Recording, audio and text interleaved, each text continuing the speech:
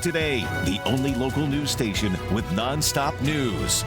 It's what we do. Good morning. Nonstop news starts right now. I don't know if you know this or not. We are the only station in town commercial free for the next 15 minutes. That's good stuff. We have you covered this morning, including a look at traffic with Joy and, of course, a look at your weather with Jeannette. Good morning, Jeannette. Good morning. Happy Wednesday. A much quieter day today weather-wise. There could be a shower here or there, but nothing like we've had the last couple of days. It is a lot more active along the coast, and you can see that large area of showers and storms racing northward, but that is along the immediate coast. Maybe some counties farther inland in our far eastern zone may pick up a couple showers from that, but that's about it. There is some cloud cover from eastern Bexar County to the eastern zone, but just a few clouds from San Antonio to the north and west. Down to the south, that is a severe thunderstorm watch. Here's a live look outside. Our Raul B. Rodriguez Law weather camera showing you some cloudiness building into San Antonio, but no rain from the cloud cover. Meanwhile, it is mostly clear in Uvalde and also in Kerrville. It is a lot cooler in the hill country, low 60s to upper 50s there. Looking at mid 60s here at the bus stop with just a 10% rain chance this morning. After school, there could be a shower or thunderstorm. Otherwise, partly to mostly sunny with a high of 87. Showers and storms one last time tomorrow before the dry weather returns on Friday. Great for Mother's Day weekend. Your full forecast coming up in under 10 minutes. Okay, so we had some issues earlier in the morning, but moving forward now, we're looking pretty good across San Antonio. Here's a look at the map. A couple of areas where traffic is getting heavier, but nothing crazy happening. No wrecks, no lane closures. But for the latest, we always check in with David Mendoza. He's in your South Texas Ford dealer, Sky4. David, good morning. Good morning, Joy, and happy Wednesday. Right now, I'm over 35 and Riddiman, 410 Riddiman. Traffic is increasing, but we're moving along. I haven't seen any accidents, any major delays yet, but I'm going to continue up to the northeast, check it out up there, and give you the latest. Back to you for now. All right, David, thank you. We'll look forward to that update right here with your on-time traffic. All right, guys, thank you. Happening right now, if you are going to fly today or anytime in the near future, you're going to need a real ID. And if you don't have one, be prepared for what the airport is calling a massive wait. They say you'll need to take at least an extra 2 hours to make sure that you make your flight. News 4 San Antonio's Tony Davis is live at the airport right now to give us a look at how the lines are going. Hi, Tony. How is it going? Well, good morning. Now, I don't think that 2 hours would be needed for right now, as if you could see behind me, there's like little to no wait as people are getting on their flights super quickly. But let's take a look at what this process is going to look like. So nothing has really changed when going through TSA. You just walk up and show and present your ID as well as them taking a picture. But let's talk about what happens if you do not have your real ID. So as of today, it is required to get through airport security and enter certain federal buildings. Texas has been issuing them since 2016, and they have a gold star in the top right corner. For those who still need a real ID, the big question is, will they be able to get through security to make it to their flight? Well, according to representatives from the Transportation Security Administration, you can still make your flight, but it will take a bit longer. We will ask a series of questions to try to verify their identity, much like a credit check. However, it's really important for people to understand that there are no guarantees that we will be able to verify your identity, one, and two, that we will do it in a timely fashion for you to actually make your flight. There are other forms of identification you can use if you do not have a real ID, including a passport or Department of Defense ID. Now, children under 18 are not required to show a real ID, but will need some form of identification in order to get through security. Now those 2 hours that they're talking about, TSA is recommending that if there are long lines and you do not have a real ID, to get here 2 hours even earlier than the 2 hours they're already recommending for domestic flights, and another 3 hours for international flights, all to just make sure that you get to your flight on time. Reporting live, I'm Tony Davis. Back to you. Thank you, Tony. New overnight, a man is recovering after a violent rollover crash on the west side. It happened just before 10 last night near Highway 151 and Loop 90. Police say the car flipped several times, ejecting the driver. While dispatch initially thought the man was dead, he was later taken to the hospital with minor injuries, including road rash. Wow. Police are investigating a stabbing that took place on the west side. They say all because of a single beer. So this happened at a Via bus stop on Fredericksburg near Hildebrand. Police say these two guys got into a fight over a beer, and then at one point one stabbed the other with a box cutter. The man who was stabbed is in the hospital, we're told, should survive. The other man was detained. This morning, we now know the name of the man police arrested for allegedly shooting a security guard outside a sports bar over the weekend. Wilmer Ortega is charged with aggravated assault against a security officer and illegal entry from a foreign nation. Police say Ortega shot Jimmy Friesman at El Patio Sports Bar on Sunday. Jimmy Friesman found a gun in Ortega's pocket while searching him. The two then allegedly wrestled over it. He was shot in the neck this morning. Friesman is recovering from spinal cord surgery. A man sentenced up to 35 years in prison for stabbing a homeless man on the west side. So prosecutors say that Austin Diaz killed Frank Hernandez off Zarzamora and West Poplar about a year ago. Investigators say that surveillance video shows Diaz following Hernandez as he was walking down the street just before that attack. A Guatemalan man who spent 6 hours in a tree attempting to avoid a deportation arrest is scheduled to be back in court today. Authorities arrested Raul Ical last Tuesday after he ran out of a vehicle during a traffic stop and climbed into a tree. After 6 hours, Ical surrendered peacefully to Homeland Security officers. The arrest sparked national attention, with Homeland Secretary Kristi Noem posting on social media, "You can run, but you can't hide." He first appeared before a federal judge on April 30th. His next hearing is scheduled for this morning at 10 a.m. About less than 15 minutes now before 7 a.m. Such a sad story here. The body of a 10-year-old named Diva Woods, swept away in floodwaters in Houston, has been recovered. So this was in Brenham. Authorities say that the girl was walking home with her sister on Monday from school. They crossed a bridge, and at one point the water rose quickly and swept them away. Fire officials say a neighbor actually saw all this, jumped into the water to help, but was only able to rescue one of the girls. This morning, a man is free after he was wrongfully convicted for the robbery and stabbing of a Walmart employee several years ago. Back in 2019, Travis Cobb was sentenced to 25 years in prison after a jury found him guilty of aggravated assault. However, in March, DNA evidence from a cop at the scene identified another person who ultimately committed the crime. Yesterday, the courts officially overturned Cobb's conviction. You're right now innocent. On behalf of myself and the Bexar County legal community, I want to give you my sincere apologies. There's nothing I can say that can bring back the 6 years you served in prison, or a little over 6 years. The person that DNA evidence pointed to was already being held in the Bexar County Jail.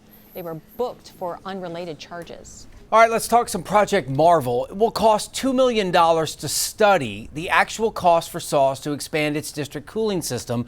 This would all be prep work needed for the ultimate vision that is Project Marvel. So SAWS said this study would explore building 2 additional water plants in the city and how that would determine what it would ultimately cost to relocate the downtown district cooling system needed to accommodate the expansion of a convention center. Today's study allows us to put a price tag to what it would take to move the plant. So once we know that number, the next step forward would be, okay, is that even feasible? We're thinking it's about $100 million, but if the number comes in much higher than that, maybe it doesn't work for ratepayers. So as a public utility, we need to know what that cost is and then go from there. The goal, they say, is to have answers from that study done by the end of the year. A widely anticipated bill to change dangerous dog laws will soon head to the Texas House floor for consideration. It's the first bill tackling the issue to hit this milestone. And as the legislative session wanes, it could be the only one. San Antonio Representative John Lujan says he worked with the governor's office to make sure it will get a signature if the bill makes it that far. Here's what it would do. Increase the penalty for dog owners whose dogs repeatedly attack people. It would also allow you to anonymously fill out an affidavit for a dangerous dog, which is needed to launch an investigation. Now, if passed, San Antonio ACS officers could serve as witnesses on those affidavits, but the bill doesn't require it.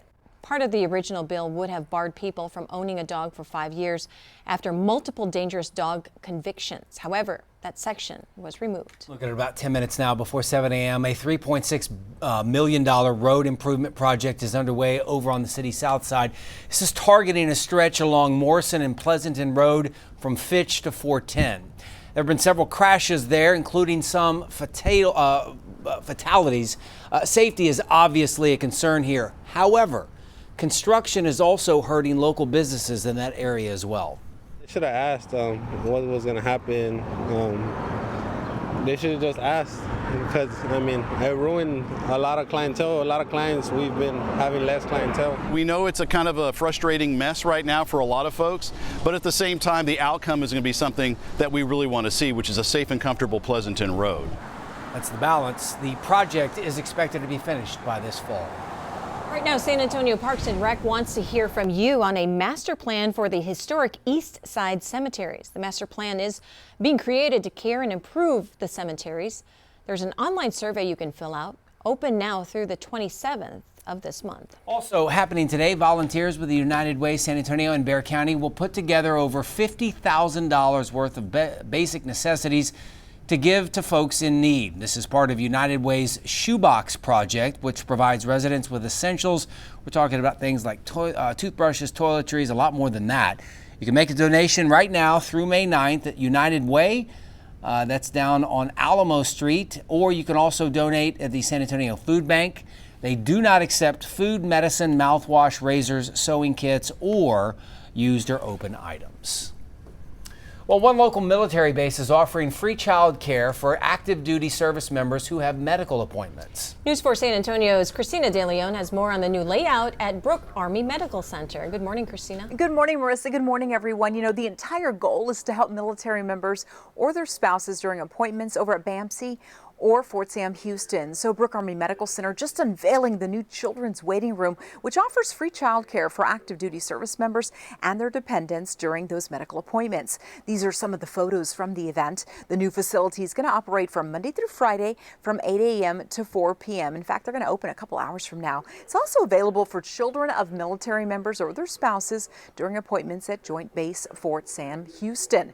San Antonio is home to more than 250,000 beneficiaries who use BAMC services on a daily basis. But keep this in mind. Kids must first be registered and their parents must be able to show their shot records on that first visit to get in for those child care services.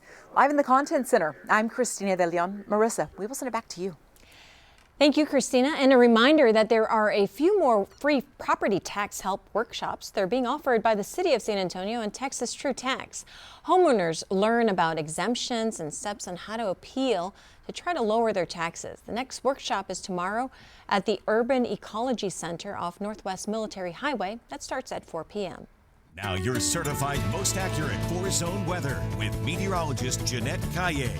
And the best news we heard today, the absolute best thing, was your Mother's Day forecast. Yes. You seem so giddy, and I think everybody else will too, like almost picture perfect. Almost, yes, because it'll be dry, it'll be sunny, not too hot, not too cool. Boom. I mean, temperatures will be Goldilocks. normal. Yes, we need the rain, and we've had plenty of it the last several days, so we're looking forward to a dry stretch now. Isolated rain chance today, one final wave of showers and storms tomorrow before that dry pattern begins on Friday. Clouds and radar picture, not a whole lot to see here. Earlier is a little more active, but it looks like those showers and storms are continuing to head up the coast. A large area of showers and thunderstorms, as you can see, from the coastal bend up towards just south of Houston. Galveston starting to see some very heavy rain and frequent cloud to ground lightning. This is all part of the stormy weather that was closer to our area yesterday. Northern and East Texas got pounded with severe weather yesterday, and that stormy weather is now across Louisiana.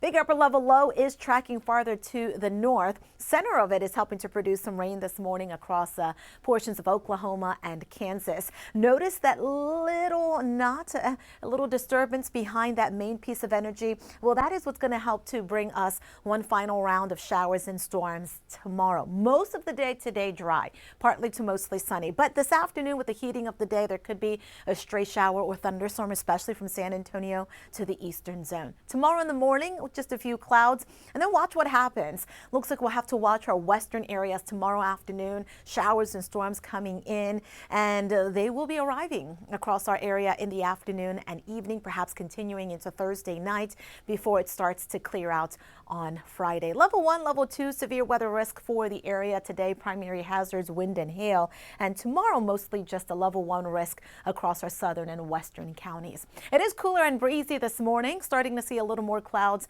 filling in across the area. We'll have the cloud cover until about 8, 9 in the morning, and then it's going to gradually clear out. Isolated shower chance with those clouds early this morning. Later this afternoon, again with the heating of the day, 20-30% rain chance. Otherwise, we'll see some sun, and it's going to be warming up to the upper 80s. In the hill country and the western zone, that's where it's going to be dry and sunny all day. Tomorrow, a 40 to possibly 50% rain chance. That's late in the day. For Friday, it is going to be mostly sunny, less humid, 84. Normal high is 84. Saturday will be cool, 60 in the morning, 80 in the afternoon. Mother's Day Sunday, lows in the 50s in San Antonio, and then topping out at 84. Next week, it's going to get hot, but not quite as humid. More of a dry heat, 88 Monday, 90 starting on Tuesday. Here's the extended forecast for the other 3 zones. 50% rain chance in the western zone tomorrow, 30% in the hill country. One more. Here's the extended for the eastern zone, a 20% rain chance there tomorrow. All right, first crash of the morning is going to be here on the east side. This is the northbound lanes of Loop 410 right at exit 32. Now, the majority of this mess has been kept off on the shoulder, but still seeing about a 10-minute delay behind it. Even though construction closures have wrapped up for the morning here on the northeast side, I did want to warn you about a closure that's happening tonight. This is going to be in the eastbound lanes of Loop 1604 at I-35 starting at 8 p.m. and it will reopen tomorrow at 6 a.m. So we'll be dealing with it tomorrow morning as well. Let's talk to David Mendoza, who is in your South Texas Ford dealer Sky4. David, it looks like you have found your way to a house fire here. Hey, good morning, Joy. Yeah, this is a small residential structure fire over here on Abacus Drive. This is kind of near the intersection of 35 and Gillette Boulevard here on the city's south side. Looks like the firefighters made quick work of this. It lasted about 5 minutes or so until they actually got it knocked down. Right now, they're just cleaning up, making sure the fire's out. They're going to do an inspection, and hopefully no residents will be displaced from this fire, but as you can see right here, we have some pretty heavy scorch marks on the front window. So I'll keep you updated. Make sure you follow us. Back to you for now. Awesome. We'll continue to bring you more updates on this later in the day, both here and online. That's the latest with your on-time traffic. All right, guys, thank you. Live pictures we close from the Vatican. 133 cardinals are there starting the conclave. The first vote happening in about 3 hours, a 2/3 majority needed. If not, we'll see the black smoke come from the chimney there. We will not see the white smoke, obviously, until a pope is picked. It's taken at least 2 days the last 2 times. We, of course, will keep you updated here on television and always the very latest updates online at news4sa.com. Well, thank you so much for joining us this morning.